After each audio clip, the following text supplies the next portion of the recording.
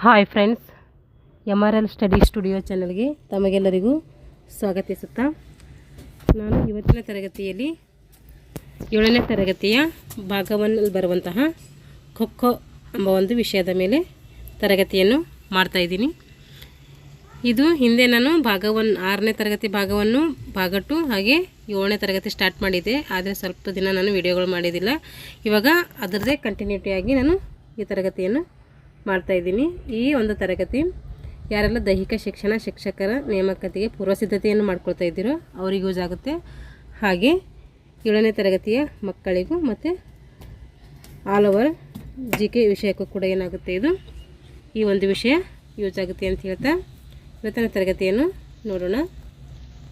ಇದು ತಾತ್ವಿಕ ವಿಭಾಗದಲ್ಲಿ ಬರುವಂತಹ ಪಾಠ 4 ಖೋಖೋ. ಪ್ರಾಯೋಗಿಕವನ್ನು ಕೊಟ್ಟಿರ್ತಾರೆ, ಆದರೆ ಅದು ನಮ್ಮದು ಗೇಮ್ ಆಡೋಕ್ಕೆ ಯೂಸ್ ಆಗುತ್ತೆ. ಇದು ನಮ್ಮ ಎಕ್ಸಾಮ್ಗೆ ಥಿಯರಿ ಅಂತೀವಲ್ಲ, ಅದು ಒಂದು ವಿಷಯ ಏನಾಗುತ್ತೆ ಇಲ್ಲಿ ಯೂಸ್ ಆಗುತ್ತೆ. ಇಲ್ಲಿ ಈಗ ಪೀಠಿಕೆ. ಖೋಖೋ ಆಟವು ಅತಿ ವೇಗದ ಓಟಗಾರರನ್ನು ಸೃಷ್ಟಿಸುವ ಒಂದು ಗುಂಪಾಗಿ ಈ ಆಟವನ್ನು ನಾವೇನು ಮಾಡ್ತೀವಿ, ಆಡ್ತಾಯಿದ್ದೀವಿ. ಗುರಿ ಮುಟ್ಟುವವರೆಗೂ ಬೆನ್ನಟ್ಟಿ ಅಥವಾ ಬೆನ್ನತ್ತಿ ಹಿಡಿಯುವ ಆಟ ಹಾಗೂ ಬುದ್ಧಿಚುರುಕಿಗೆ ಆಡುವ ಆಟ ಇದಾಗಿದೆ. ಇದು ನಮ್ಮ ನಾಡಿನ ಹೆಮ್ಮೆಯ ಖೋಖೋ ಆಟ. ಕಬಡ್ಡಿನೂ ಕೂಡ ಒಂದು ನಮ್ಮ ಭಾರತೀಯ ಹೆಮ್ಮೆಯ ಕ್ರೀಡೆಯಾಗಿದೆ. ಹಾಗೆ ಖೋಖೋನೂ ಕೂಡ ಏನಾಗಿದೆ ಅಂದರೆ ನಮ್ಮ ನಾಡಿನಲ್ಲಿ ಆಡುವಂಥ ಒಂದು ಹೆಮ್ಮೆಯ ಕ್ರೀಡೆಯಾಗಿದೆ. ಬದುಕಿನಲ್ಲಿ ಅಸಂಬಂಧ ಹಿಡಿತಕ್ಕೆ ಸಿಲುಕದೆ ನಿಯಮ ಪಾಲನೆಯನ್ನೇ ಧ್ಯೇಯವಾಗಿರಿಸಿ ನಿಯಮಿತ ಚೌಕಟ್ಟಿನಲ್ಲಿ ಗುರಿಯನ್ನು ತಲುಪಿ ಜಯಶೀಲರಾಗುವುದು ಏನಾಗಿದೆ ಅಂದರೆ ಈ ಒಂದು ಖೋಖೋ ಆಟದ ಧ್ಯೇಯವಾಗಿದೆ. ಶಾಲೆಗಳಲ್ಲಿ ಖೋಖೋ ಆಡಿ ಎಲ್ಲರಿಗಿಂತಲೂ ಬುದ್ಧಿವಂತರಾಗಿ. ಖೋಖೋ ಆಡುವುದರಿಂದ ಏನಾಗುತ್ತಂತೆ, ನಾವು ಬುದ್ಧಿವಂತರ ಆಗ್ಲಿಕ್ಕೆ ಏನಾಗುತ್ತಂತೆ, ಸಾಧ್ಯ ಆಗ್ತೈತಂತೆ. ಯಾಕಂದರೆ ನಾವು ಬಾಕ್ಸಲ್ಲಿ ಕೂತ್ಕೊಂಡು ಅದು ಚೈನ್ ಸಿಸ್ಟಮಲ್ಲಿ ಆಟ ಆಡೋದ್ರಿಂದ ನಮಗೇನಾಗುತ್ತೆ, ಒಂಥರ ಬುದ್ಧಿ ಚುರುಕಾಗ್ತೈತೆ. ತಪ್ಪಿಸಿಕೊಳ್ಳುವ ಕೌಶಲ್ಯಲ್ಲಿರುತ್ತದಲ್ಲ, ಹಾಗೆ ಹೇಗೆ ತಪ್ಪಿಸ್ಕೊಳ್ಬೇಕು, ಹೆಂಗೆ ಆಟ ಆಡಬೇಕು, ಚೈನ್ ಸಿಸ್ಟಮು 1 ಸ್ಟೆಪ್ಪು 3 ಸ್ಟೆಪ್ಪು ಹೀಗೆ ಇರುತ್ತಲ್ಲ, ಚೈನ್ ಸಿಸ್ಟಮಲ್ಲಿ ಗೇಮ್ ಆಡೋ ಟೈಮವ್ರಿಗೆ ಗೊತ್ತಾಗುತ್ತೆ. ಅದು ಅದರಿಂದ ಏನಾಗುತ್ತೆ, ನಮಗೆ ಬುದ್ಧಿ ಚುರುಕಾಗುತ್ತೆ ಅಂತೇಳಿ ಇಲ್ಲಿ ಹೇಳ್ತಾ ಇದ್ದಾರೆ. ಹಾಗಾದರೆ ಖೋಖೋ ಆಟಗಾರನ ಗುಣಲಕ್ಷಣಗಳು ಹೇಗಿರಬೇಕು? ಒಬ್ಬ ಖೋಖೋ ಆಟಗಾರ ಇದ್ದಾನೆ ಅಂದರೆ ಅವನ ಗುಣಲಕ್ಷಣ ಹೆಂಗಿರಬೇಕು ಅವನು ಅಂತೇಳಿ ಇಲ್ಲಿ ಕೊಟ್ಟಿದ್ದಾರೆ. ಒಬ್ಬ ಉತ್ತಮ ಕ್ರೀಡಾಪಟು ಆಗಬೇಕಾದ್ರೆ ಅವನು ಮೊದಲೇನಾಗಬೇಕು, ಆರೋಗ್ಯವಂತನಾಗಿರಬೇಕು. ಯಾವುದೇ ಒಂದು ಕ್ರೀಡಾಪಟು ಆಗಬೇಕಂದ್ರೆ ಮೊದಲು ಅವನಿಗೆ ಆರೋಗ್ಯ ಇರುವಂತೆ ನೋಡ್ಕೊಳ್ಬೇಕು. ಹಾಗೆ ಸದೃಢ ಕಾಯನು ಆಗಿರಬೇಕು. ಹಾಗೆ ಈ ಕೆಳಗಿನ ಕೆಲವು ಗುಣಲಕ್ಷಣಗಳನ್ನು ಹೊಂದಿರಬೇಕು. ಸದೃಢವಾದ ದೇಹ, ಸದೃಢವಾದಂತಹ ಮನಸ್ಸು ಇಲ್ಲೇನಬೇಕು, ಇಲ್ಲಿ ಹೊಂದಿರಬೇಕು. ಇಲ್ಲಿ ಪಾಯಿಂಟ್ಸ್ ವೈಸ್ ಕೊಟ್ಟಿದ್ದಾರೆ ನೋಡಿ.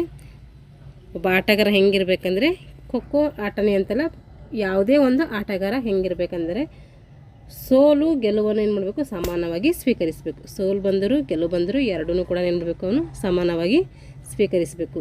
ಸೋಲು ಬಂದಾಗ ಕುಗ್ಗದೆ, ಗೆಲುವು ಬಂದಾಗ ನಾನೇ ಗೆದ್ದೆ ಅಂತೇಳಿ ಅಹಂಕಾರವನ್ನು ತೋರದೆ ಎರಡೂ ಕೂಡ ಏನು ಮಾಡಬೇಕು, ಸಮಾನಾಗಿ ಸ್ವೀಕರಿಸಬೇಕು. ದೈಹಿಕವಾಗಿ ಮಾನಸಿಕವಾಗಿ ಸದೃಢತೆಯನ್ನು ಬೆಳೆಸ್ಕೊಳ್ಬೇಕು. ದೈಹಿಕವಾಗಿ ಮಾನಸಿಕವಾಗಿ ಏನು ಮಾಡಬೇಕು, ಸದೃಢವಾಗಿರಬೇಕು, ಅಂದರೆ ಬಲಿಷ್ಠವಾಗಿರಬೇಕು. ತೀರ್ಪುಗಾರರ ಸಲಹೆ ಸೂಚನೆಗಳನ್ನು ಪಾಲಿಸಬೇಕು. ತೀರ್ಪುಗಾರರು ಏನು ಸಲಹೆ ಕೊಡ್ತಾರೆ, ಏನು ಸೂಚನೆಗಳನ್ನು ನೀಡ್ತಾರೆ, ಅವನ್ನು ಚಾಚು ತಪ್ಪದೆ ಪಾಲಿಸಬೇಕು. ಹಾಗೆ ಒಂದು ತೀರ್ಮಾನಕ್ಕೆ, ಅವ್ರ ತೀರ್ಮಾನ ಏನು ಬರ್ತೋ ಆ ತೀರ್ಮಾನಕ್ಕೆ ಬದ್ಧನಾಗಿರಬೇಕು. ಅವ್ರದ್ದು ಸಲಹೆ ಸೂಚನೆಗಳಿಗೆ ಅನುಸಾರವಾಗಿ ಏನು ಮಾಡಬೇಕು, ಆಟವನ್ನು ಆಡಬೇಕು. ದೈಹಿಕ ಶಕ್ತಿ ಸಾಮರ್ಥ್ಯಗಳ ಜೊತೆಗೆ ಯುಕ್ತಿ ಅಂದರೆ ಬುದ್ಧಿಶಕ್ತಿ ಹಾಗೆ ಕಷ್ಟ ಸಹಿಷ್ಣುತೆಯನ್ನು ಕೂಡ ಹೊಂದಿರಬೇಕು. ದೈಹಿಕ ಶಕ್ತಿ ಸಾಮರ್ಥ್ಯಗಳ ಜೊತೆಗೆ ಏನಾಗಬೇಕು, ಯುಕ್ತಿ ಅಂದರೆ ಬುದ್ಧಿ ಮತ್ತು ಕಷ್ಟ ಸಹಿಷ್ಣುತೆಯನ್ನು ಕೂಡ ಏನಿರಬೇಕು, ಹೊಂದಿರಬೇಕು. ಸಮಯ ಪ್ರಜ್ಞೆ ಇರಬೇಕು, ತಾಳ್ಮೆ ಇರಬೇಕು, ಸ್ಥೈರ್ಯಗಳನ್ನು ಹೊಂದಬೇಕು. ಸಮಯ ಪ್ರಜ್ಞೆ, ಆಟಗಾರನಿಗೆ ಸಮಯ ಪ್ರಜ್ಞೆ ಅನ್ನೋದು ಅತಿ ಮುಖ್ಯವಾದಂಥ ಒಂದು ಗುಣ. ಅಷ್ಟೇ ತಾಳ್ಮೆನೂ ಇರಬೇಕು, ಸ್ಥೈರ್ಯಗಳನ್ನು ಕೂಡ ಹೊಂದಿರಬೇಕು. ಗುಂಪಿನಲ್ಲಿ ಸಹಕಾರ ಮನೋಭಾವನೆ ಹೊಂದಿರಬೇಕು. ಎಲ್ಲ ಗುಂಪಿನವರಿಗೆ ಸಮಾನವಾಗಿ ನೋಡ್ಕೋಬೇಕು. ಅದು ನಾಯಕನ ಕರ್ತವ್ಯವಾಗಿರುತ್ತೆ. ಆದರೆ ಪ್ರತಿಯೊಂದು ಗುಂಪಿನಲ್ಲೂ ಕೂಡ ನೋಡಬೇಕು, ಒಬ್ಬ ಕ್ರೀಡಾಪಟು ಇದ್ದಾನೆ ಅಂದರೆ ಎಲ್ಲರೊಂದಿಗೂ ಸಹಕಾರ ಮನೋಭಾವದಿಂದ ಇರಬೇಕು ಅವನು. ಇತರ ಆಟಗಾರರೊಂದಿಗೆ ಪರಸ್ಪರ ಹೊಂದಾಣಿಕೆ ಇರಬೇಕು. ಕ್ರೀಡೆ ಅಂದಮೇಲೆ ಅಲ್ಲಿ ಒಂದು ಗುಂಪೆ ಇರುತ್ತೆ, ಆ ಗುಂಪಿನೊಂದಿಗೆ ನೋಡ್ಕೊಂಡು ನಾವು ಸರಿಯಾದ ರೀತಿಯಲ್ಲಿ ಹೊಂದಾಣಿಕೆ ಮಾಡಿಕೊಳ್ಬೇಕು. ಉನ್ನತ ಚಲನಾ ಸಾಮರ್ಥ್ಯವನ್ನು ಕೂಡ ಹೊಂದಿರಬೇಕು. ಚೆನ್ನಾಗಿ ಆ ಕಡೆಯಿಂದ ಅಡ್ಡಾಡುವಂತಹ ಸಾಮರ್ಥ್ಯ ಕೂಡ ಅವರೇನಿರಬೇಕು, ಕ್ರೀಡಾಪಟು ಹೊಂದಿರಬೇಕು. ಉತ್ತಮ ನರಸ್ನಾಯು ಸಂಯೋಜನೆ ಹೊಂದಿರಬೇಕು. ಉತ್ತಮ ನರಸ್ನಾಯು ಕೈಗಳದ್ದು, ಕಾಲುಗಳದ್ದು, ಬ್ರೈನ್ದು, ಪ್ರತಿಯೊಂದು ದೇಹದ ನರಸ್ನಾಯುಗಳೇನಿರಬೇಕು ಉತ್ತಮ ಸಂಯೋಜನೆಯನ್ನು ಹೊಂದಿರಬೇಕು. ವೇಗದ ಚಲನೆ ನಿಯಂತ್ರಣ ಸಾಮರ್ಥ್ಯವನ್ನು ಕೂಡ ಹೊಂದಿರಬೇಕು. ವೇಗವಾಗಿ ಚಲಿಸುವಂಥ ಕೌಶಲ್ಯ ಇರಬೇಕು.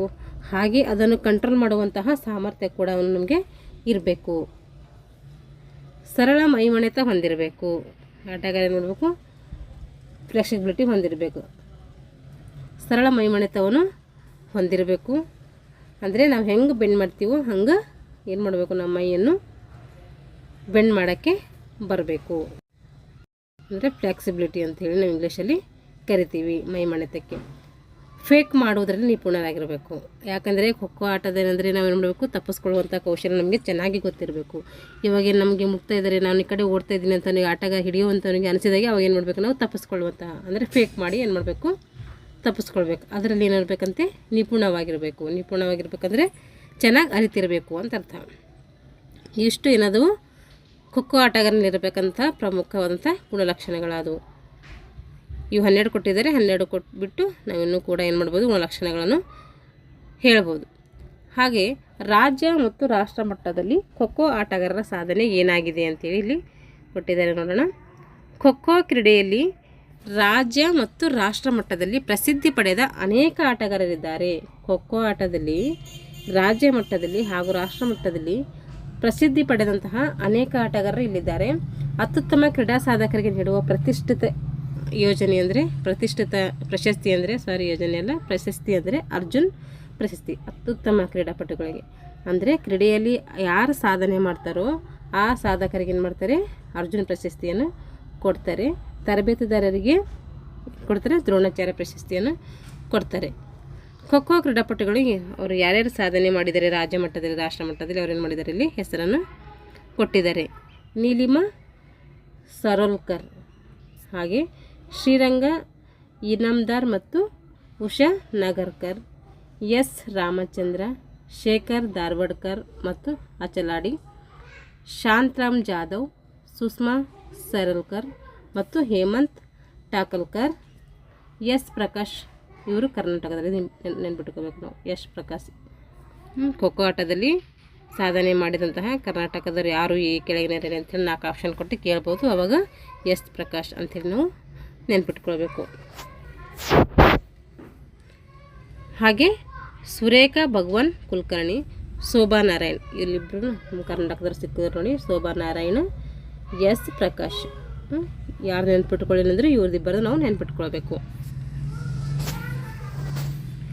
ಈಗ ದ್ರೋಣಾಚಾರ್ಯ ಪ್ರಶಸ್ತಿ ಯಾವಾಗ ಸ್ಥಾಪನೆಯಾಯಿತು ಅಂತೇಳಿ ಕೊಟ್ಟಿದ್ದಾರೆ. ಸ್ಥಾಪನೆ ಆಗಿದ್ದಲ್ಲ ಸಾರಿ, ಇದು ಯಾರು ಎಷ್ಟರಲ್ಲಿ ಪಡ್ಕೊಂಡಿದ್ದಾರೆ ಅಂಥೇಳಿ. ಈ ಗೋಪಾಲ್ ಪುರುಷೋತ್ತಮ್ ಪಡ್ಗೆಯವರು ಏನು ಮಾಡ್ತಾರೆ, 2001ರಲ್ಲಿ ಈ ದ್ರೋಣಾಚಾರ್ಯ ಪ್ರಶಸ್ತಿಯನ್ನು ಪಡ್ಕೊಂಡಿದ್ದಾರೆ. ಇವಾಗ ಕ್ರೀಡಾ ಪ್ರಶಸ್ತಿಗಳು ಯಾರ್ಯಾರಿಗೆ ಕೊಡ್ತಾರೆ ಅಂಥೇಳಿ ನೋಡಿ. ಇಲ್ಲಿ ರಾಷ್ಟ್ರ ಮಟ್ಟದ ಖೋಖೋ ಪಂದ್ಯಾವಳಿಗಳಲ್ಲಿ ಅತ್ಯುತ್ತಮ ಸಾಧನೆಗೈದವರಿಗೆ ಏನು ಮಾಡ್ತಾರೆ, ಅನೇಕ ಪ್ರಶಸ್ತಿಗಳನ್ನು ನೀಡಿ ಗೌರವಿಸ್ತಾರೆ. ಅದರಲ್ಲಿ ಅರ್ಜುನ್ ಪ್ರಶಸ್ತಿ ಅರ್ಜುನ್ ಪ್ರಶಸ್ತಿ ಮೇಲೆ ನೋಡಿದರೆ ಯಾರಿಗೆ ಕೊಡ್ತಾರೆ, ಕ್ರೀಡಾ ಸಾಧಕರಿಗೆ ಅರ್ಜುನ್ ಪ್ರಶಸ್ತಿ ಕೊಡ್ತಾರೆ. ಪುರುಷರಿಗೆ ಏಕಲವ್ಯ ಪ್ರಶಸ್ತಿ, ಮಹಿಳೆಯರಿಗೆ ಝಾನ್ಸಿ ರಾಣಿ ಲಕ್ಷ್ಮೀಬಾಯಿ ಪ್ರಶಸ್ತಿಯನ್ನು ಕೊಡ್ತಾರೆ ಖೋಖೋದಲ್ಲಿ. ಹಾಗೆ 14 ವರ್ಷದ ಬಾಲಕರಿಗೆ ಭಾರತ ಪ್ರಶಸ್ತಿ, ಹಾಗೆ 14 ವರ್ಷದ ಬಾಲಕಿಯರಿಗೆ ಏನು ಕೊಡ್ತಾರೆ, ಇಲಾ ಪ್ರಶಸ್ತಿ ಕೊಡ್ತಾರೆ. ಇವನ್ನ ನೆನ್ಪಿಟ್ಕೋಬೇಕು ಯಾರ್ಯಾರಿಗೆ ಯಾವ ಪ್ರಶಸ್ತಿ ಕೊಡ್ತಾರೆ ಅಂತೇಳಿ. 16 ವರ್ಷದ ಬಾಲಕಿಯರಿಗೆ ಜಾನಕಿ ಪ್ರಶಸ್ತಿ, 18 ವರ್ಷದ ಯುವಕರಿಗೆ ವೀರಾಭಿಮಾನ ಪ್ರಶಸ್ತಿ, ದಕ್ಷಿಣ ವಲಯದ ಪುರುಷರಿಗೆ ವೀರಮದಕರಿ ಪ್ರಶಸ್ತಿ. ಯಾಕಂದರೆ ದಕ್ಷಿಣ ವಲಯದಲ್ಲಿ ವೀರಮದಕರಿ ಬರ್ತಾರೆ, ಅದಕ್ಕೆ ಅವರಿಗೆ ವೀರಮದಕರಿ ಪ್ರಶಸ್ತಿ ಕೊಡ್ತಾರೆ. ದಕ್ಷಿಣ ವಲಯದ ಮಹಿಳೆಯರಿಗೆ ಒನಕೆ ಓಬವ್ವ ಪ್ರಶಸ್ತಿ ಕೊಡ್ತಾರೆ. ಹಾಗೆ ದಕ್ಷಿಣ ವಲಯದ 14 ವರ್ಷದ ಬಾಲಕರಿಗೆ ಧ್ರುವ ಪ್ರಶಸ್ತಿ, ದಕ್ಷಿಣ ವಲಯದ 14 ವರ್ಷದ ಬಾಲಕಿಯರಿಗೆ ರಾಣಿ ರುದ್ರಮ್ಮ ಪ್ರಶಸ್ತಿ. ಕರ್ನಾಟಕ ರಾಜ್ಯ ಸರ್ಕಾರವು ಪುರುಷ ಮಹಿಳಾ ಕ್ರೀಡಾಪಟುಗಳಿಗೆ ದಸರಾ ಪ್ರಶಸ್ತಿಯನ್ನು ಕೂಡ ನೀಡ್ತೈತೆ. ದಸರಾ ಕ್ರೀಡಾಕೂಟಗಳು ಅಂಥೇಳಿ ದಸರಾ ಟೈಮಲ್ಲಿ ನಡೆಸ್ತೈತೆ. ಯಾವುದಂದರೆ ನಮ್ಮ ರಾಜ್ಯ ಸರ್ಕಾರ ಆವಾಗ ಪ್ರಶಸ್ತಿಗಳನ್ನು ಕೂಡ ನೀಡ್ತಾರೆ. ಇವು ಅಷ್ಟು ನೆನ್ಪಿಟ್ಕೋಬೇಕು ಪ್ರಶಸ್ತಿಗಳು, ವೆರಿ ಇಂಪಾರ್ಟೆಂಟ್. ಇವು ಅರ್ಜುನ್ ಪ್ರಶಸ್ತಿ ಕೊಡ್ತಾರೆ, ಪುರುಷರಿಗೆ ಈ ಕಲಿಯುವ ಪ್ರಶಸ್ತಿ, ಮಹಿಳೆಯರಿಗೆ ಝಾನ್ಸಿ ರಾಣಿ ಲಕ್ಷ್ಮೀಬಾಯಿ ಪ್ರಶಸ್ತಿ, 14 ವರ್ಷದ ಹುಡುಗ ಇದನ್ನಂದರೆ ಅವನಿಗೆ ಭಾರತ, 14 ವರ್ಷದ ಬಾಲಕಿಯರಿಗೆ ಇಲಾ ಪ್ರಶಸ್ತಿ. ಹೀಗೆ ನೀವು ನೋಡಿ ನಿಮ್ಮದು ಓನಾಗಿ ನೆನ್ಪಿಟ್ಕೊಳ್ರಿ ಇವೆಲ್ಲ. ಈಗ ಖೋ ಆಟದಲ್ಲಿ ಸಂಘಟಿಸಲ್ಪಡುವ ಚಾಂಪಿಯನ್ಶಿಪ್ಗಳು. ಖೋ ಆಟದಲ್ಲಿ ಯಾವ್ಯಾವ ಚಾಂಪಿಯನ್ಶಿಪ್ಗಳು ಇಟ್ಕೊಳ್ತಾರ ಅಂಥೇಳಿ. National kho championship, national kho championship ನಡೀತೈತೆ. Junior national kho championship, national kho championship ಬೇರೆ, ಜೂನಿಯರ್ ನ್ಯಾಷನಲ್ ಖೋ ಚಾಂಪಿಯನ್ಶಿಪ್ ಬೇರೆ, sub junior national kho championship. ಅಂದರೆ ಇವೆಲ್ಲ ಚಾಂಪಿಯನ್ಗಳು ಏನು ಮಾಡ್ತಾರೆ, ನಡೆಸ್ತಾರೆ. ನ್ಯಾಷನಲ್ ಲೆವೆಲ್ ನಡೆಸ್ತಾರೆ, ಜೂನಿಯರ್ ನ್ಯಾಷನಲ್ ಅಂತ ನಡೆಸ್ತಾರೆ, ಸಬ್ ಜೂನಿಯರ್ ನ್ಯಾಷನಲ್ ಅಂತ ನಡೆಸ್ತಾರೆ. ಹಾಗೆ ಸ್ಕೂಲ್ ಗೇಮ್ಸ್ ಚಾಂಪಿಯನ್ಶಿಪ್ ಅಂತ ನಡೆಸ್ತಾರೆ. ಇದರ ಲಾಂಗ್ ಫಾರ್ಮ್ ಕೇಳ್ಬೋದು, ಸ್ಕೂಲ್ ಗೇಮ್ಸ್ ಚಾಂಪಿಯನ್ಶಿಪ್, SGFI ಅಂತಂದರೆ ಸ್ಕೂಲ್ ಗೇಮ್ಸ್ ಚಾಂಪಿಯನ್ಶಿಪ್. ನ್ಯಾಷನಲ್ ಮಹಿಳಾ championship, all India inter university championship, kho federation kho ಪಂದ್ಯಾವಳಿ. ಹಾಗೆ ಅಖಿಲ ಭಾರತ ಗ್ರಾಮೀಣ ಕ್ರೀಡಾಕೂಟ. ಇಷ್ಟೆಲ್ಲ ಚಾಂಪಿಯನ್ಶಿಪ್ಗಳು ಅಂದರೆ ಸಂಘಟನೆ ಮಾಡ್ತಾರೆ. ಈ ರೀತಿ ಎಲ್ಲ ಖೋ ಏನು ಮಾಡ್ತಾರೆ, ಸಂಘಟನೆ ಮಾಡಿ ಈ ಗೇಮನ್ನು ಆಡ್ತಾರೆ. ಈಗ ಖೋಖೋಕ್ಕೆ ಸಂಬಂಧಪಟ್ಟಂತಹ ಪ್ರಶ್ನೋತ್ತರಗಳಿದ್ದಾವೆ. ಇವಾಗ ಏನು ನೋಡಿದ್ದೀವಲ್ಲ ನಾವು ಥಿಯರಿ, ಅದರ ಮೇಲೆ ಏನು ಮಾಡಬೇಕು, ನಾವು ಈ ಪ್ರಶ್ನೆಗಳಿಗೆ ಉತ್ತರವನ್ನು ನೀಡಬೇಕು. ಮೊದಲನೇ ಪ್ರಶ್ನೆ, ಖೋ ಆಟದಲ್ಲಿ ಖೋ ಆಟಗಾರನಿಗೆ ಇರಬೇಕಾದಂಥ ಗುಣಲಕ್ಷಣವನ್ನು ಪಟ್ಟಿ ಮಾಡಬೇಕು. ಆ ಗುಣಲಕ್ಷಣಗಳು ನಾವು ಹೇಳಿದೆವಲ್ಲ 12 ಗುಣಲಕ್ಷಣಗಳನ್ನು ನೋಡಬೇಕು, ಇಲ್ಲಿ ಬರೀಬೇಕು. 14 ವರ್ಷದ ಒಳಗಿನ ಬಾಲಕ ಬಾಲಕಿಯರಿಗೆ ನೀಡುವ ಪ್ರಶಸ್ತಿ ಯಾವುದು? 14 ವರ್ಷದ ಬಾಲಕ ಬಾಲಕಿಯರಿಗೆ ಯಾವ ಪ್ರಶಸ್ತಿ ನೀಡ್ತಾರೆ ಅಂತ ಹೇಳಿ ಕೇಳಿದ ಅವರಿಗೆ ಏನು ನೀಡ್ತಾರೆ, ಭಾರತ ಮತ್ತು ಇಲಾ ಪ್ರಶಸ್ತಿ ಅಂತ ನೀಡ್ತಾರೆ. ಅಂದರೆ ಪುರುಷರಿಗೆ 14 ವರ್ಷದ ಬಾಲಕರಿಗೆ ಭಾರತ ಪ್ರಶಸ್ತಿ, ಬಾಲಕಿಯರಿಗೆ ಇಲಾ ಪ್ರಶಸ್ತಿ. ಮತ್ತು ದಕ್ಷಿಣ ವಲಯದಲ್ಲಿ ಅಂದರೆ ಬೇರೆ ಬರ್ತದೆ. ದಕ್ಷಿಣ ವಲಯದ 14 ವರ್ಷದ ಬಾಲಕರಿಗೆ ಅಂತಂದರೆ ಅಲ್ಲಿ ಬಾಲಕರಿಗೆ ಧ್ರುವ ಅಂತೇಳಿ ಕೊಡ್ತಾರೆ, ಬಾಲಕಿಯರಿಗೆ ರಾಣಿ ರುದ್ರಮ್ಮ ಅಂತೇಳಿ ಕೊಡ್ತಾರೆ. ಆದರೆ ಇಲ್ಲಿ ದಕ್ಷಿಣ ಅಂಥೇಳಿ ಸಪ್ರೇಟಾಗಿ ಕೇಳಿಲ್ಲ, ಅದಕ್ಕೆ ನಾವು ನೋಡಬೇಕಿಲ್ಲಿ ಭಾರತ ಮತ್ತು ಇಲಾ ಅಂಥೇಳಿ ನೆನ್ಪಿಟ್ಕೋಬೇಕು. ಹಾಗೆ ಖೋ ಆಟದಲ್ಲಿ ಸಂಘಟಿಸಲ್ಪಡುವ ಚಾಂಪಿಯನ್ಶಿಪ್ಗಳಿವೆವು. National championship, sub junior championship, SGFI ಅಂದರೆ school games federation of India. ಇವೆಲ್ಲ ಚಾಂಪಿಯನ್ಶಿಪ್ಗಳು ನಡೆದವಲ್ಲ, ಅವೆಲ್ಲ ಚಾಂಪಿಯನ್ಶಿಪ್ ಇಲ್ಲಿ ಬರೀಬೇಕು. ಖೋದಲ್ಲಿ ವೀರ ಮದಕರಿ ನಾಯಕ ಪ್ರಶಸ್ತಿಯನ್ನು ಯಾರಿಗೆ ನೀಡುತ್ತಾರೆ? ವೀರ ಮದಕರಿ ಪ್ರಶಸ್ತಿ ಯಾರಿಗೆ ನೀಡ್ತಾರೆ? ದಕ್ಷಿಣ ವಲಯದಲ್ಲಿ ಏನು ಬರ್ತಾರಲ್ಲ ಆ ಕ್ರೀಡಾಪಟು 18 ವರ್ಷದ ಯುವಕರಿಗೆ ಏನು ಮಾಡ್ತಾರೆ, ಈ ವೀರ ಮದಕರಿ ಪ್ರಶಸ್ತಿ ನೀಡ್ತಾರೆ. ಅದು 18 ವರ್ಷದವರೆಗೆ ವೀರಾಭಿಮಾನಿ ನೀಡ್ತಾರೆ. ಇದು ದಕ್ಷಿಣ ವಲಯದಲ್ಲಿ ವೀರ ಮದಕರಿ ಅಂದರೆ ಪುರುಷರಿಗೆ ನೀಡ್ತಾರೆ. ಖೋ ಆಟಗಾರನಿಗೆ ನೀಡುವ ಪ್ರಶಸ್ತಿಗಳು ಯಾವ್ಯಾವು? ಖೋ ಆಟಗಾರರಿಗೆ ಯಾವ್ಯಾವ ಪ್ರಶಸ್ತಿಗಳು ನೀಡ್ತಾರೆ ಅಂಥೇಳಿ ನಾವು ನೋಡಿದ್ದೀವಲ್ಲ, ಅವು ಪ್ರಶಸ್ತಿಗಳಲ್ಲಿ ಬರೀಬೇಕು. 14 ವರ್ಷದ ಬಾಲಕರಿಗೆ ಯಾವ್ದು ನೀಡ್ತಾರೆ, 14 ವರ್ಷದ ಬಾಲಕಿಯರಿಗೆ ಯಾವ್ದು ನೀಡ್ತಾರೆ, ದಕ್ಷಿಣ ವಲಯದ ಪುರುಷರಿಗೆ, ಮಹಿಳೆಯರಿಗೆ ಇವೆಲ್ಲ ಕೊಟ್ಟಿದ್ರಲ್ಲ, ಅವೆಲ್ಲ ಪ್ರಶಸ್ತಿಗಳಲ್ಲಿ ಬರೀಬೇಕು ನಾವು. ಬಿಟ್ಟ ಸ್ಥಳಗಳನ್ನು ಸೂಕ್ತ ಉತ್ತರಗಳಿಂದ ತುಂಬಿರಿ. ಕರ್ನಾಟಕದ ಶೋಭಾ ನಾರಾಯಣ್ ಅವರು ಡ್ಯಾಶ್ ಪ್ರಶಸ್ತಿಯನ್ನು ಪಡೆದುಕೊಂಡ್ರು. ಯಾವ ಪ್ರಶಸ್ತಿಯನ್ನು ಪಡೆದುಕೊಂಡ್ರು ಇವರು?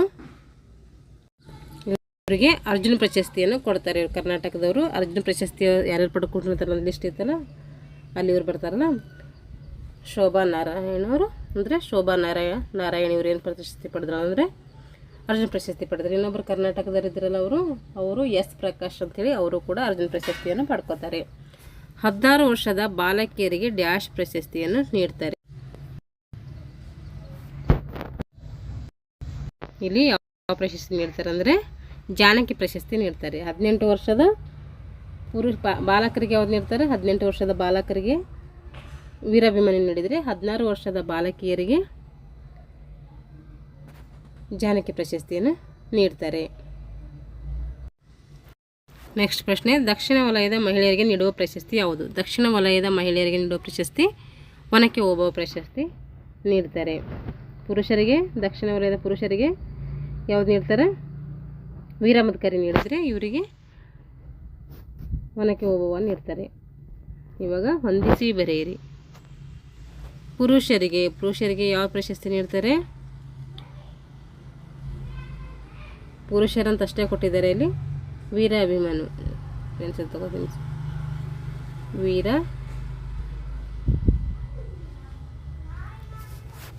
ಪುರುಷರಿಗೆ ವೀರ. ದಕ್ಷಿಣ ವಲಯದ 14 ವರ್ಷದ ಬಾಲಕರಿಗೆ ಧ್ರುವ ಪ್ರಶಸ್ತಿ. ಮಹಿಳೆಯರಿಗೆ ಝಾನ್ಸಿ ರಾಣಿ ಲಕ್ಷ್ಮೀಬಾಯಿ. 18 ವರ್ಷದ ಯುವಕರಿಗೆ ವೀರ ಅಭಿಮನ್ಯು ಪ್ರಶಸ್ತಿ. ಇದು ರಾಣಿ ರುದ್ರಮ್ಮ ಪ್ರಶಸ್ತಿ 14 ವರ್ಷದ ಬಾಲಕಿಯರಿಗೆ ದಕ್ಷಿಣ ವಲಯದಲ್ಲಿ ಕೊಡ್ತಾರೆ. ಇಷ್ಟೆಲ್ಲ ಪ್ರಶ್ನೋತ್ತರಗಳಾದವು. ಇವಾಗ ನೆನಪಿಡಬೇಕಾದಂತಹ ಅಂಶಗಳು ಏನೇ ನೆನಪಿಟ್ಕೋಬೇಕು ಅಂತೇಳಿ ನೋಡಿ ಇಲ್ಲಿ ಕೊಟ್ಟಿದ್ದಾರೆ. ಇವು ಇಂಪಾರ್ಟೆಂಟ್ ಇರುತ್ತೆ, ಎಕ್ಸಾಮ್ಗೆ ನೆನಪಿಟ್ಕೊಳ್ಬೇಕು. ಭಾರತ ಸರ್ಕಾರವು ಪ್ರಥಮ ಬಾರಿಗೆ ಅತ್ಯುನ್ನತ ನಾಗರಿಕ ಪ್ರಶಸ್ತಿಯಾದಂತಹ ಭಾರತ ರತ್ನವನ್ನು ಏನು ಮಾಡಿತು? ಕ್ರೀಡಾ ಕ್ಷೇತ್ರಕ್ಕೂ ನೀಡಿರ್ತಾರೆ. ಭಾರತ ರತ್ನ ಪ್ರಶಸ್ತಿ ಏನು ಮಾಡ್ತಾರೆ? ಕ್ರೀಡಾ ಕ್ಷೇತ್ರಕ್ಕೂ ನೀಡಿರ್ತಾರೆ. ಆದರೆ ಪ್ರಸಿದ್ಧ ಕ್ರಿಕೆಟ್ ಆಟಗಾರರಾದಂತಹ ಸಚಿನ್, ರಮೇಶ್ ತೆಂಡೂಲ್ಕರ್ ಅವರಿಗೆ ಈ ಪ್ರಶಸ್ತಿಯನ್ನು ನೀಡಿ ಗೌರವಿಸಲಾಗಿದೆ. ಭಾರತದ ಅತ್ಯುನ್ನತ ಪ್ರಶಸ್ತಿ ಯಾವುದಂದರೆ ಅದು ಭಾರತ ರತ್ನ. ಈ ಪ್ರಶಸ್ತಿ ಯಾರಿಗೆ ಸಿಕ್ಕಿದೆ ಅಂದರೆ ಸಚಿನ್, ರಮೇಶ್ ತೆಂಡೂಲ್ಕರ್ ಅವರಿಗೆ ಈ ಪ್ರಶಸ್ತಿಯನ್ನು ನೀಡಿದ್ದಾರೆ. ಕ್ರೀಡೆಯಲ್ಲಿ ಅತ್ಯುನ್ನತ ಸಾಧನೆಗೈದ ವಿದ್ಯಾರ್ಥಿಗಳಿಗೆ ಕೇಂದ್ರ ಮತ್ತು ರಾಜ್ಯ ಸರ್ಕಾರಗಳು ನಗದು ಬಹುಮಾನಗಳನ್ನು ಹಾಗೂ ವಿದ್ಯಾರ್ಥಿ ವೇತನವನ್ನು ಉನ್ನತ ಶಿಕ್ಷಣ ಸಂಸ್ಥೆಗಳಲ್ಲಿ ಮೀಸಲಾತಿಯನ್ನು ಒದಗಿಸುತ್ತವೆ. ಉದಾಹರಣೆಗೆ ವೈದ್ಯಕೀಯ ಸೀಟ್ ಅಂದರೆ ವೈದ್ಯಕೀಯದಲ್ಲಿ, ಇಂಜಿನಿಯರಿಂಗ್, ಹಾಗೆ ರಕ್ಷಣಾ ಸೇವೆಗಳಲ್ಲಿ, ತಾಂತ್ರಿಕ ಶಿಕ್ಷಣ ಇತ್ಯಾದಿಗಳನ್ನು ಮಾಡ್ತಾರೆ, ಅವರಿಗೆ ಮೀಸಲಾತಿಯನ್ನು ಕೊಡ್ತಾರೆ. ಈಗ ಭಾರತೀಯ ಕ್ರೀಡಾ ಪ್ರಾಧಿಕಾರವು ಪ್ರೌಢಶಾಲಾ ಹಾಗೂ PUCಯಲ್ಲಿ ಅಂತಾರಾಜ್ಯ ಹಾಗೂ ರಾಷ್ಟ್ರ ಮಟ್ಟದಲ್ಲಿ ಉನ್ನತ ಕ್ರೀಡಾ ಸಾಧನೆಗೆದಂಥ ಕ್ರೀಡಾಪಟುಗಳಿಗೆ ಏನು ಮಾಡ್ತಾರೆ? ಉಚಿತವಾದಂಥ ಶಿಕ್ಷಣ, ಕ್ರೀಡಾ ಶಾಲೆಗಳಿಗೆ ಪ್ರವೇಶವನ್ನು ಸಹ ಏನು ಮಾಡ್ತಾರೆ? ವಿದ್ಯಾರ್ಥಿ ವೇತನದೊಂದಿಗೆ ಅವರಿಗೆ ಒದಗಿಸ್ತಾರೆ. ಇವನು ಕೂಡ ನೆನಪಿಟ್ಕೋಬೇಕು. ನೆನಪಿನಲ್ಲಿ ಅಂತ ಕೊಟ್ಟಿದ್ದಾರೆ ಬಾಕ್ಸಲ್ಲಿ. ಖೋಖೋ ಆಟದ ತವರೂರು ಯಾವುದಂದರೆ ಇದು ಮಹಾರಾಷ್ಟ್ರದ ಅಮರಾವತಿ ಅಂತೇಳಿ ಬರ್ತೈತೆ. ಖೋಖೋ ಆದರೆ ನೀವು ಮಹಾರಾಷ್ಟ್ರ ಅಂತ ನೆನಪಿಟ್ಕೊಳ್ಳಿ. 1959 ರಿಂದ 1966ರಲ್ಲಿ ಮೊದಲ ರಾಷ್ಟ್ರೀಯ ಖೋಖೋ ಪಂದ್ಯಾವಳಿ ಜರುಗಿದ್ದು ವಿಜಯವಾಡದಲ್ಲಿ. ಮೊದಲ ಏಷ್ಯನ್ ಗೇಮ್ಸ್ ಪಂದ್ಯಾವಳಿ ಜರುಗಿದ್ದು ವರ್ಷ ಎಷ್ಟಂದರೆ 1996. ಮೊದಲ ಏಷ್ಯನ್ ಗೇಮ್ಸ್ ಖೋಖೋ ಪಂದ್ಯಾವಳಿಗಳು. ಇದು ಖೋಖೋ ಪಂದ್ಯಾವಳಿಗಳು ಅಂದರೆ ಇದು ನೆನ್ಪಿಟ್ಕೋಬೇಕು. ಇಲ್ಲಾಂದರೆ ಏಷ್ಯನ್ ಗೇಮ್ಸ್ ಯಾವಾಗ ಸ್ಟಾರ್ಟ್ ಆದವು ಅಂತಂದರೆ ಅದು 1951 ಅಂತ ಬರ್ತೈತಿ. ಆದರೆ ಖೋಖೋ ಪಂದ್ಯಾವಳಿ ಜರುಗಿದ್ದು ಅಂತ ಹೇಳಿದರಲ್ಲಿ 1996. ಇದು ನಿಮಗೆ ತಿಳಿದಿರಬೇಕು. ಏಕಲವ್ಯ ಪ್ರಶಸ್ತಿಗೆ ಎಷ್ಟು ಬಹುಮಾನ ಅಂದರೆ ಎಷ್ಟು ದುಡ್ಡಿರುತ್ತೆ? ಅರ್ಜುನ ಪ್ರಶಸ್ತಿಗೆ ಎಷ್ಟು ದುಡ್ಡಿರುತ್ತೆ? ದ್ರೋಣಾಚಾರ್ಯ ಪ್ರಶಸ್ತಿಗೆ ಎಷ್ಟು ದುಡ್ಡಿರುತ್ತೆ? ರಾಜೀವ್ ಗಾಂಧಿ ಖೇಲ್ ರತ್ನ ಪ್ರಶಸ್ತಿಗೆ ಎಷ್ಟು ದುಡ್ಡಿರುತ್ತೆ ಅಂತೇಳಿ ಕೊಟ್ಟಿದ್ದಾರೆ. ಇಲ್ಲಿ ಈ ಅಮೌಂಟನ್ನು ನಾವು ನೆನ್ಪಿಟ್ಕೋಬೇಕು. ಏಕಲವ್ಯ ಪ್ರಶಸ್ತಿ ಪಡ್ಕೊಂಡಿದ್ದಾನೆ ಅಂದರೆ ಅವ್ರಿಗೆ ಏನು ಮಾಡ್ತಾರೆ? 2 ಲಕ್ಷ ರೂಪಾಯಿ ಕೊಡ್ತಾರೆ. ಎಷ್ಟು ಲಕ್ಷ? ಹಾಗೆ ಅರ್ಜುನ ಪ್ರಶಸ್ತಿ ಸಿಕ್ಕಿದೆ ಅಂದರೆ ಅವ್ರಿಗೆ ಎಷ್ಟು? 15 ಲಕ್ಷ ಅರ್ಜುನ ಪ್ರಶಸ್ತಿ ಅಮೌಂಟ್ ಇರುತ್ತೆ. ದ್ರೋಣಾಚಾರ್ಯ ಪ್ರಶಸ್ತಿಗೆ 15 ಲಕ್ಷ. ಅರ್ಜುನ ಪ್ರಶಸ್ತಿದು ಮೊತ್ತನೂ ದ್ರೋಣಾಚಾರ್ಯ ಪ್ರಶಸ್ತಿ ಮೊತ್ತನೂ ಸೇಮ್ ಇದೆ. ಹಾಗೆ ರಾಜೀವ್ ಗಾಂಧಿ ಖೇಲ್ ರತ್ನ ಪ್ರಶಸ್ತಿ ಇದು ಕ್ರೀಡಾ ಕ್ಷೇತ್ರದಲ್ಲಿಯೇ ಅತ್ಯುನ್ನತವಾದಂತಹ ಪ್ರಶಸ್ತಿಯಾಗಿರುತ್ತೆ. ಇದು 25 ಲಕ್ಷ ಇರುತ್ತೆ. ಎಷ್ಟಿದೆ ಇದು ಅಮೌಂಟು? 25 ಲಕ್ಷ ಇದೆ ನೋಡಿ, ನೆನ್ಪಿಟ್ಕೊಳ್ಳಿದೆ. ಅರ್ಜುನ ಪ್ರಶಸ್ತಿ, ದ್ರೋಣಾಚಾರ್ಯ ಪ್ರಶಸ್ತಿ ಸೇಮ್. ಏಕಲವ್ಯ ಪ್ರಶಸ್ತಿ 2 ಲಕ್ಷ. ಇದು ಏನಾಯ್ತು? ಇಷ್ಟು ಥಿಯರಿ ಆಯಿತು. ಇವಾಗಿದು ಪ್ರಾಕ್ಟಿಕಲ್ ಇದೆ. ಪ್ರಾಕ್ಟಿಕಲ್ ಏನು ಬೇಡ ನಮಗೆ, ಥಿಯರಿ ನೋಡ್ಕೊಳ್ಳೋಣ. ಪ್ರಾಕ್ಟಿಕಲ್ ನಾವು ಹೆಂಗೆ ಆಟ ಆಡ್ತೀವಿ ಅದ್ರ ಮೇಲೆ ಈ ಸ್ಕಿಲ್ಗಳನ್ನು ಕೊಟ್ಟಿರ್ತಾರೆ. ನಿಮ್ಗೆ ಬೇಕಾಗಿದ್ದರೆ ಒಂದ್ಸರಿ ಪ್ರಾಕ್ಟಿಕಲ್ಲು ಸಹ ಓದ್ಕೊಳ್ಳಿ. ಇಲ್ಲಿ ಏನು ಮಾಡ್ತೀನಿ ಅಂತಂದರೆ ನಾನು ಈ ಒಂದು ಖೋಖೋ ತಾತ್ವಿಕ ವಿಭಾಗದ ಒಂದು ವಿಷಯವನ್ನು ಇಲ್ಲಿಗೆ ಮುಗಿಸ್ತಾ ಇದ್ದೀನಿ. ಹೀಗೆ ಏನು ಮಾಡ್ತಾ ಇರ್ತೀನಿ ಅಂದರೆ ನಾನು 10ನೇ ತರಗತಿ ಗಂಟ ಎಲ್ಲ ಟೆಕ್ಸ್ಟ್ ಬುಕ್ನಲ್ಲಿರುವಂತಹ ಎಲ್ಲ ವಿಷಯಗಳನ್ನು ಏನು ಮಾಡ್ತೀನಿ ಒಂದೊಂದಾಗಿ ಹೇಳ್ತಾ ಹೋಗ್ತೀನಿ. ಹಾಗೆ ಸಿಲೆಬಸ್ ವೈಸ್ ಕೂಡ ನಾನು ಹಿಂದೆ ಸ್ಟಾರ್ಟ್ ಮಾಡಿದ್ದೀನಿ. ಅದೇ ಕಂಟಿನ್ಯೂ ಆಗಿ ತರಗತಿಗಳನ್ನು ಮಾಡ್ತಾ ಹೋಗ್ತೀನಿ. ಯಾರೆಲ್ಲ ಇನ್ನೂ ನಮ್ಮ ಚಾನಲ್ ಸಬ್ಸ್ಕ್ರೈಬ್ ಮಾಡ್ಕೊಂಡಿಲ್ವೋ ದಯವಿಟ್ಟು ಚಾನಲ್ ಸಬ್ಸ್ಕ್ರೈಬ್ ಮಾಡಿಕೊಂಡು ವಿಡಿಯೋಗಳನ್ನು ವೀಕ್ಷಿಸಿ ಅಂತ ಹೇಳ್ತಾ ಎಲ್ಲರಿಗೂ ಧನ್ಯವಾದಗಳು.